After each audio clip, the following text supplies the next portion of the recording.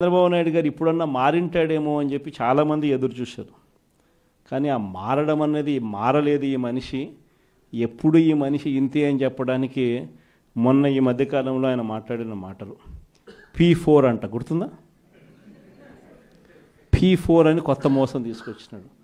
ఆశ్చర్యకరం ఏంటంటే P4 విధానం అంటే ఏంటంటే సమాజంలో ఉన్న 20% పేదవాళ్ళ బాగోగులన్నింటినీ 10% సంపన్నులకు అప్పగిస్తాడట.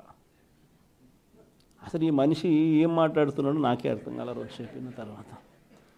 అసలు రాష్ట్రంలో ఎన్ని వైట్ కార్డ్స్ ఉన్నాయో చంద్రబాబుకు తెలుసా అని అడుగుతా ఉన్నా. వైట్ కార్డ్ అంటే ఏంది? తెల్ల బియ్యం కార్డు అంటే ఏంది? బిలో పావర్టీ లైన్ అని, అంటే దారిద్ర్య రేఖకు దిగువన ఉన్న వాళ్ళు అనేదే కదా దాని అర్థము. రాష్ట్రంలో 1,61,00,000 ఇల్లులుంటే అందులో 1,48,00,000 ఇల్లులు వైట్ కార్డ్ హోల్డర్స్. అంటే ఎంత పర్సెంటేజ్? 1,61,00,000కు 1,48,00,000 అంటే దాదాపుగా 90%.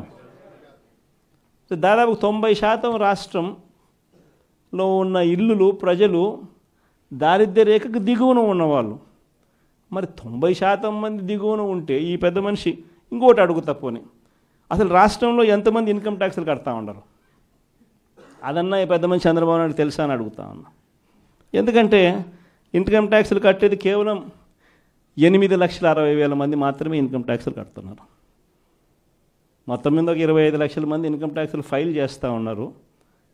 అందులో నిల్ రిటర్న్స్ అని చెప్పి రాసే వాళ్ళను పోను ఇన్కమ్ ట్యాక్స్లు కట్టే వాళ్ళు ఎంత అంటే కేవలం 8,60,000 మంది మాత్రమే ఇన్కమ్ ట్యాక్స్లు రాష్ట్రంలో కడతా ఉన్నారు.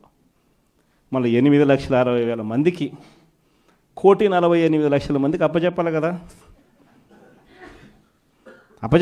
నిజంగా అదే ఆయన చెప్పే P4 అంటే కూడా